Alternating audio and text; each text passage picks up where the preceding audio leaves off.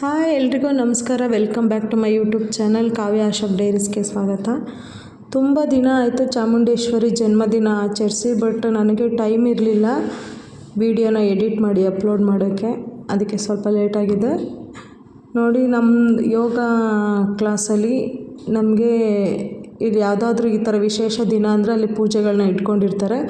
ಹಾಗೆ ಇವರೆಲ್ಲ ಬೇಗ ಬಂದು ರಂಗೋಲಿ ಎಲ್ಲ ಹಾಕಿ, ತುಂಬ ಹೆಣ್ಮಕ್ಳಿದ್ದಾರಲ್ವ, ಇವತ್ತೆಲ್ಲರೂ ಹೆಣ್ಮಕ್ಳಿಗೆ ನೀವು ನಿಮ್ಮ ಇಷ್ಟದಂಥ ಡ್ರೆಸ್ಗಳಂದರೆ ಟ್ರೆಡಿಷ್ನಲ್ ಡ್ರೆಸ್ಸಸ್ನ ಹಾಕೊಬರೋಕೆ ಹೇಳಿದರು. ಯಾಕೆಂದರೆ ಯೋಗ ಕ್ಲಾಸ್ಗೆ ಟ್ರೈನಿಂಗ್ ಬರುವಾಗ ಎಲ್ಲರೂ ಪ್ಯಾಂಟ್ ಶರ್ಟ್ ಟಿ ಶರ್ಟ್ ಹಾಕ್ಕೊಂಡು ಬರ್ತಾರಲ್ವ. ಇವತ್ತೆಲ್ಲರೂ ಸೀರೆ ಉಟ್ಕೊಂಡು ಬಂದಿದ್ದರು.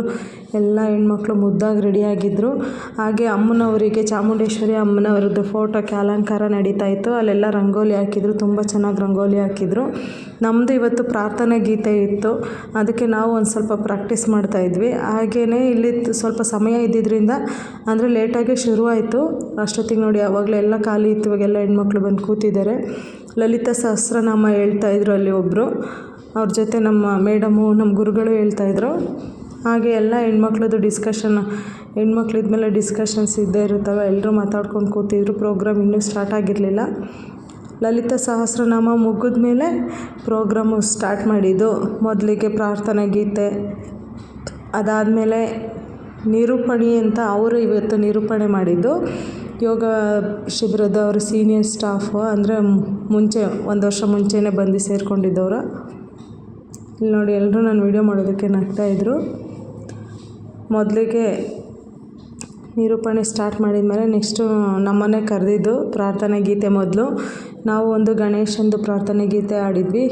ಅದು ಗಣೇಶ ಎನ್ನ ಪಾಲಿಸೋ, ಗಂಭೀರ ಗಣಪತಿಯನ್ನ ಪಾಲಿಸೋ ಅಂತ ಒಂದು ಪ್ರಾರ್ಥನೆ ಗೀತೆ.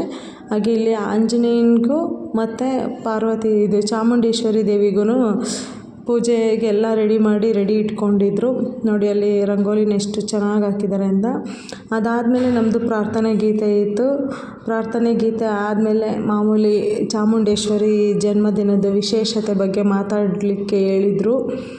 ಹಾಗೆ ಕೆಲವೊಬ್ಬರು ಸ್ಪೀಚೆಲ್ಲ ಬರ್ಕೊಂಡು ಬಂದು ತುಂಬ ಚೆನ್ನಾಗಿ ಮಾತಾಡಿದ್ರು. ಹಾಗೆ ವಾಲಂಟಿಯರಾಗಿ ಒಂದಿಬ್ಬರು 3 ಜನ ಸಾಂಗ್ ಹೇಳಿದರು.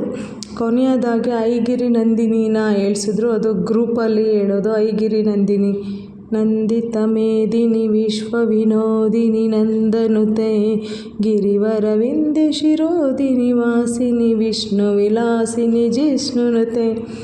ಇದೆಲ್ಲ ಆದಮೇಲೆ ಪ್ರಸಾದ ವಿನಿಯೋಗ ಇತ್ತು.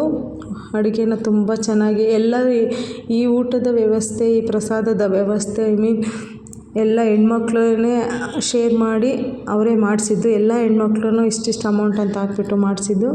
ಊಟನೂ ತುಂಬ ಚೆನ್ನಾಗಿತ್ತು. ಎಲ್ಲರೂ ಸಿಕ್ಕಾಪಟ್ಟೆ ಇಷ್ಟಪಟ್ಟು ತಿಂದರು. ಊಟ ಚೆನ್ನಾಗಿತ್ತಂತ.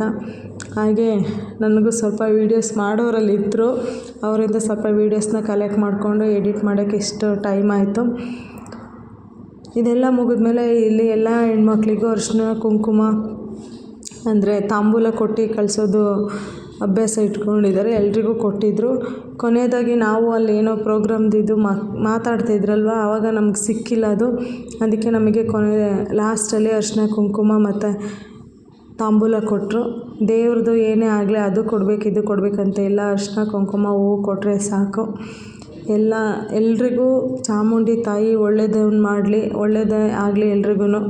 ಎಲ್ರಿಗೂ ಒಳ್ಳೆಯದನ್ನೇ ಬಯಸ್ತಾ ಈ ವಿಡಿಯೋನ ಇಲ್ಲಿಗೆ ಎಂಡ್ ಮಾಡ್ತಾಯಿದ್ದೀನಿ.